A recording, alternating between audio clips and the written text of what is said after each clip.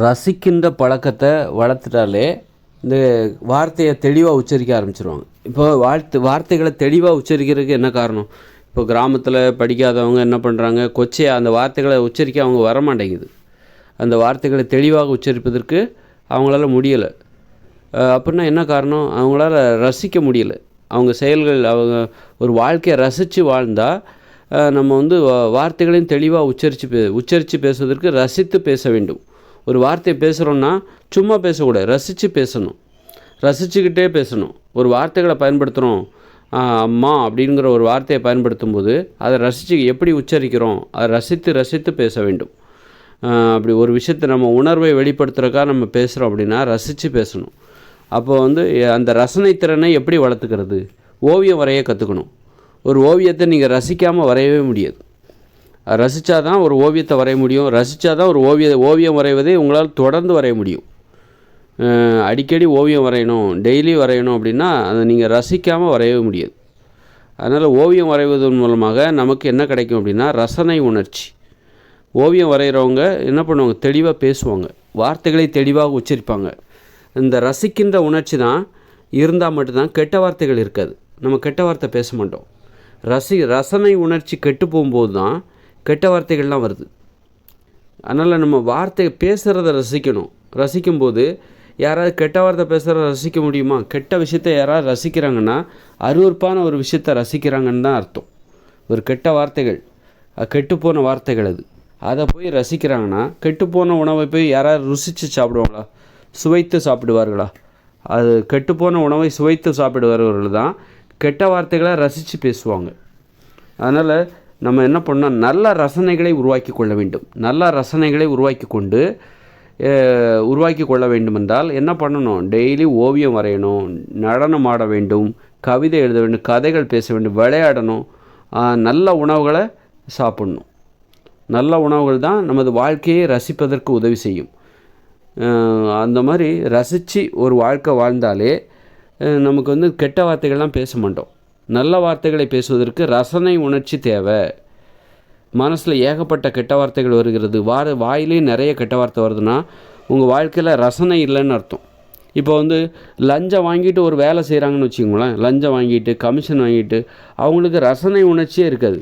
அவங்க வேலையை ரசிக்கவே மாட்டாங்க.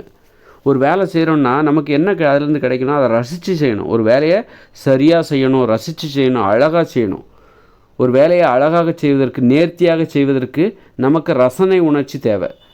ரசனை உணர்ச்சி யாருக்கு இருக்குன்னா நேர்மையானவங்க கிட்ட தான் இருக்கும். இப்போ லஞ்சம் வாங்கிட்டு வேலை செய்கிறான் பாருங்கள், ஒரு லஞ்சம் வாங்கிட்டு தீர்ப்பு சொல்கிற ஒரு நீதிபதி, அவர்கிட்ட எப்படி ரசனை உணர்ச்சி இருக்கும்? ரசிக்கின்ற உணர்ச்சி. அவருடைய வேலையை அவர் ரசிக்கவே மாட்டார்.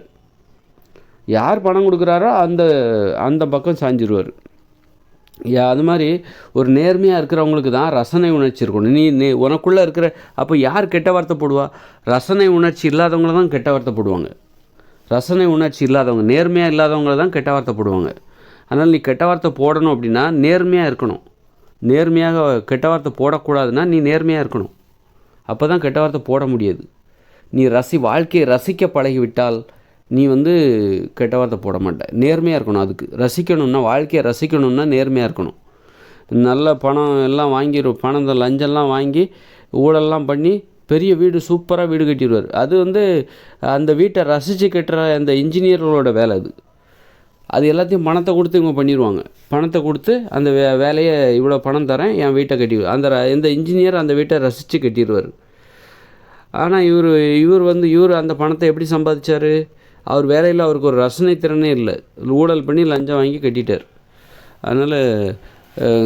அதனால் ரசிக்கிறவங்க தான் நேர்மையாக இருந்தால் தான் வாழ்க்கையில் ரசனை உணர்ச்சி இருக்கும். ரசனை உணர்ச்சி இருந்தால் நம்ம வார்த்தைகளை சரியாக உச்சரிப்போம், தெளிவாக உச்சரிப்போம். உடற்பயிற்சி செய்கிறாங்கன்னா அவங்க என்ன வாழ்க்கையை ரசிக்கிறாங்கன்னு அர்த்தம். ரசிக்கிறதுனால தான் அவங்க உடற்பயிற்சி செய்து உடலை அழகாக மாற்றுகிறார்கள். அதுபோல் நாம் வந்து வார்த்தையை ஒழுங்காக அழகாக உச்சரிக்க வேண்டுமென்றால், நமது வார்த்தை அழகாக வேண்டுமென்றால் நமது வாழ்க்கையை ரசிக்கணும். ரசனை உணர்ச்சி தான் வார்த்தைகளை வந்து தெளிவாக உச்சரிக்க. ரசனை உணர்ச்சி உடையவர்கள் தான் இந்த உடம்பை நேசிப்பாங்க, உடம்பை அழகாக மாற்றுவாங்க. உடற்பயிற்சி பண்ணி உடம்பை அழகாக மாற்றுவாங்க. அதுபோல் ரசனை உணர்ச்சி நமது வாழ்க்கையை செதுக்குகிற சிற்பியாக நம்மை மாற்றிவிடும். ரசனை உணர்ச்சி இருப்பவர்கள் தான் சிற்பியாக மாற முடியும். வாழ்க்கையை சரியாக செதுக்குகிற சிற்பியாக யாரால் மாற முடியும்? ரசனை உணர்ச்சி உடையவர்களால் மட்டும்தான் முடியும். ரசனை உணர்ச்சிக்கு நேர்மையாக வாழ வேண்டும். நேர்மையாக இருப்பவர்களுக்கு தான் ரசிக்கின்ற உணர்ச்சி இருக்கும். ஒரு வேலையை செய்கிறோம் அப்படின்னா ரசித்து செய்யணும்.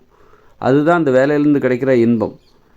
அப்போது ஒரு லஞ்சம் வாங்குறவங்க, நேர்மை இல்லாதவங்க, அவங்கெல்லாம் எப்படி அந்த வேலையை ரசித்து செய்ய முடியும்? அதனால் ரசிக்கணுன்னா நேர்மையாக இருக்கணும். நேர்மையாக இருக்கிறவங்க தான் நல்ல வார்த்தைகளை பேச முடியும். நேர்மையற்றவர்கள் கெட்ட வார்த்தைகளை தான் பேசுவாங்க.